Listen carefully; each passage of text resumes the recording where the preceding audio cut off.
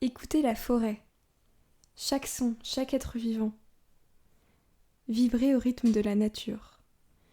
Voici les messages que m'ont transmis les plantes ou arbres avec lesquels j'ai pu communiquer dernièrement. C'est un message qui est revenu presque à chaque fois quand je communiquais avec le monde végétal, les écouter. Mais alors qu'est-ce que c'est qu'écouter la nature ? Bonjour et bienvenue dans le podcast d'âme à âme, des conversations de cœur à cœur. Je suis Catel. Et je suis Léna. Mère et fille, nous échangeons depuis de nombreuses années sur notre place en tant qu'être humain dans ce monde, ce que chaque individu peut y apporter pour accompagner son évolution et se reconnecter au vivant. C'est de là qu'est née l'idée de ce podcast, simplement enregistrer et partager ces échanges. Bonne écoute. Et oui, il y a plusieurs façons d'écouter.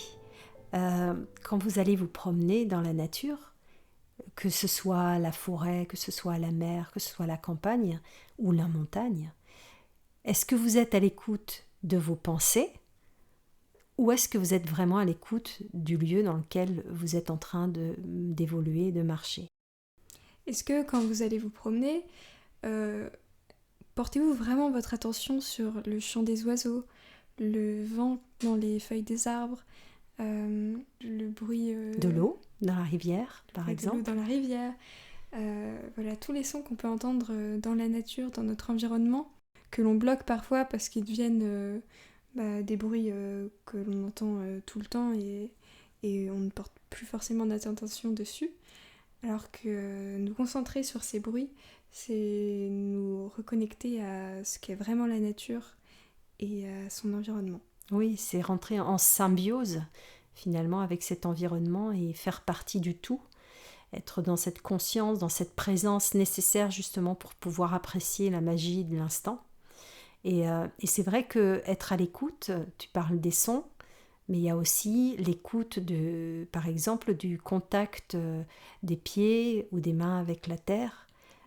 Parce qu'on peut aussi ressentir, être à l'écoute de j'ai envie de dire la respiration de la terre, parce que ça a été en plus démontré, la terre respire, et est-ce que vous prenez du temps justement pour de temps en temps être à l'écoute ? Est-ce que vous ressentez ce micro-mouvement ? Est-ce que vous ressentez ces vibrations aussi qui viennent de la terre, qui viennent des plantes ?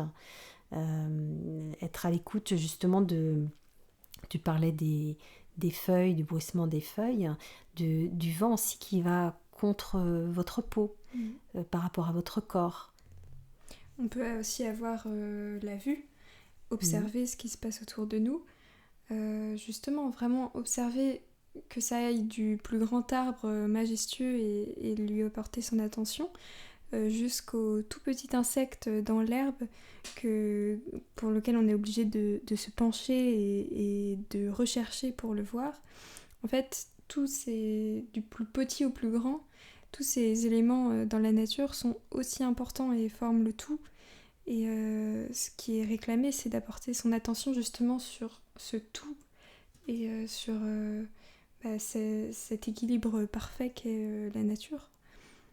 Et par exemple, quand on marche le long d'une rivière, prendre le temps peut-être de s'agenouiller et mettre sa main dans l'eau, ressentir l'eau, enfin la fraîcheur de l'eau, mais aussi ce mouvement et cette vibration et la douceur aussi de l'eau dans cette impression que l'on a au niveau de la main ou du pied, par exemple. C'est tirer profit finalement de chaque situation pour vraiment rentrer un peu plus en connexion avec l'environnement. Tout à fait. J'ai actuellement mon chat sur les genoux, donc elle est en train de m'inspirer. Et justement, une des choses que l'on voit le plus chez les animaux, c'est à quel point ils sont dans le moment présent. Si vous avez un chat ou un chien ou que sais-je, un animal de compagnie, ou même que vous voyez les animaux sauvages au quotidien, eux, ils sont constamment dans le moment présent. Ils observent, ils les écoutent, ils ressentent, et c'est quelque chose qui est complètement inné chez eux. Et ils ne sont pas en train de réfléchir à quoi que ce soit d'autre, à ce qu'ils vont faire dans une heure, ou qu'est-ce qu'ils vont faire dans leur futur.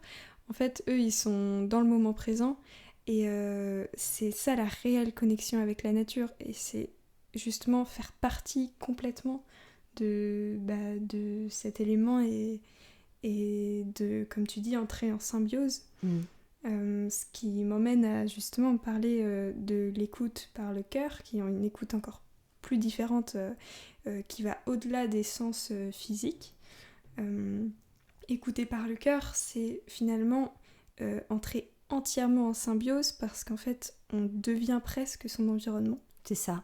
Par exemple, quand on observe un arbre, on peut l'observer en essayant de l'analyser. Et là, du coup, on n'est plus dans une vraie écoute, puisqu'on va écouter son mental qui va nous essayer d'analyser ce qu'il voit. Mais si on regarde un arbre avec le cœur, à un moment donné, on va avoir l'impression que cet arbre s'approche de nous et qu'à un moment donné, on ne fait plus qu'un. Exactement. Et du coup d'entendre, d'avoir l'impression d'être cet arbre et ressentir ce que cet arbre peut ressentir, ce que tu vis certainement toi à travers tes communications avec les arbres. Ressentir à la pointe de ses racines, jusqu'au bout de ses branches, en fait c'est devenir l'autre, devenir l'arbre. Et il n'y a pas plus grande écoute et compréhension que ça. Parce qu'en fait, on devient son environnement. On parle d'un arbre, mais on peut aussi se mettre en état d'écoute avec le cœur, avec l'environnement entier. Et donc, avec un paysage, par exemple, on peut devenir, entre guillemets, un paysage, entrer en symbiose parfaite avec lui et ressentir ce que ressent un brin d'herbe à des kilomètres.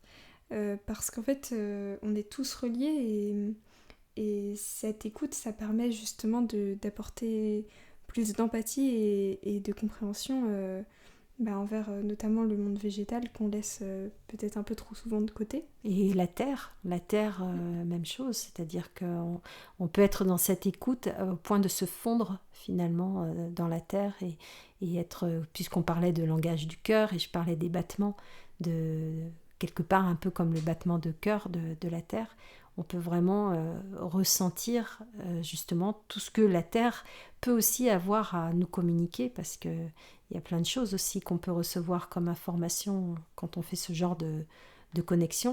Moi, je peux parler par rapport à des plantes. Lors d'une balade où on était ensemble, on était à l'écoute d'un lierre. Et c'était un lierre grimpant le long d'un arbre, et j'étais intéressée pour écouter finalement ce que je pouvais recevoir comme information. Et la première chose qui est venue, c'était la légèreté, et cette légèreté, c'était vraiment dans cette capacité finalement que le lierre a à nous montrer combien on peut partir d'une forme, et puis au fur et à mesure que on grimpe, donc on évolue au niveau spirituel, parce qu'il y avait vraiment une notion spirituelle derrière, eh bien ça se transforme, et on se transforme, comme lui se transforme aussi.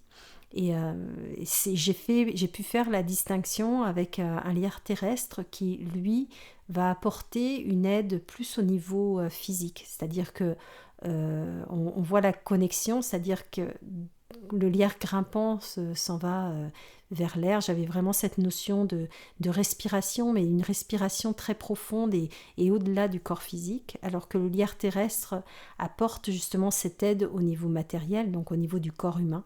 Et effectivement, toutes les plantes ont des messages si on veut bien laisser venir les informations à nous. Mais ce que tu dis, je trouve ça hyper intéressant. Et je me permets juste de dire que chacun justement a la capacité de recevoir ces informations. Le nombre de fois où tu m'as dit oui, toi Léna, tu fais des communications, mais moi je peux pas, je reçois rien, etc. En fait, on a tous ces croyances limitantes, alors que t'en es l'exemple parfait. Le nombre de fois où tu me l'as dit, et en fait le jour où tu as essayé, tu t'es rendu compte que tu recevais aussi des informations. C'est quand on est dans la nature, simplement faire le vide dans nos pensées, arrêter d'être dans notre tête, donc c'est se reconcentrer sur sa respiration, sur ses ressentis à soi, pour ensuite pouvoir se connecter à son environnement et tout simplement laisser venir les informations qui nous viennent Il n'y a pas besoin de se demander si c'est notre tête qui les crée ou pas, parce qu'en fait, chaque information qui nous arriveront dans cet état seront bénéfiques pour nous et arrivent pour une raison importante. Donc on vous invite réellement à écouter ces messages qui viennent de la nature. De la nature, des animaux aussi.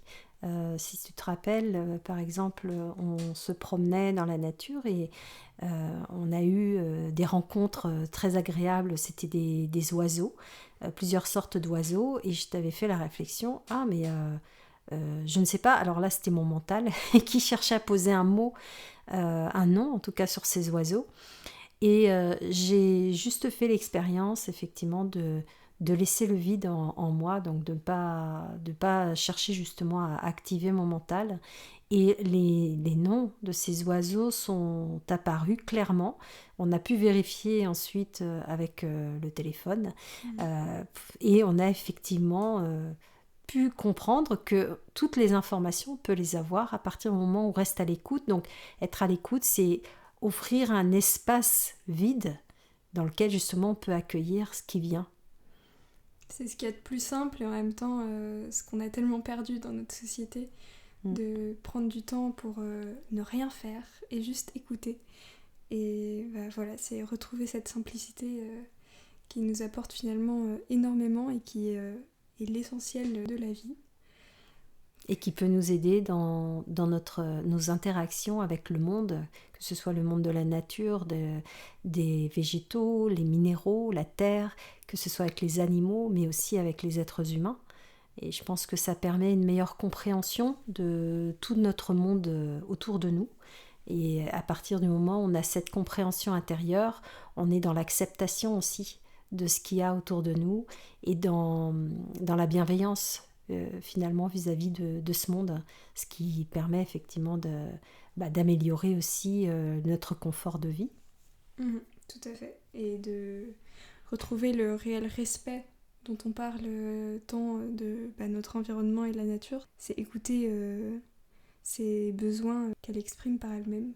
Oui, qu'on peut d'ailleurs utiliser si par exemple vous voulez faire un jardin ou des choses justement qui sont en lien avec la nature, rester à l'écoute de façon humble, ça peut aider, comme on a vu beaucoup de personnes qui l'ont fait et qui ont construit des potagers absolument extraordinaires, puisqu'il y avait vraiment une écoute des besoins de la terre, des besoins par rapport aux soins aussi et à l'attention à apporter, et avec des résultats formidables qu'on n'obtient généralement pas quand on fait juste ça avec son mental.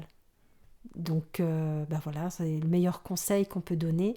C'est certes, et ça fera aussi l'objet peut-être d'un podcast, c'est très important d'être à l'écoute de soi, mais le monde extérieur a tellement de merveilles et tellement de choses à nous communiquer que pour pouvoir capter ces informations, la seule façon de le faire, c'est juste d'être présent et d'accueillir ce qui vient.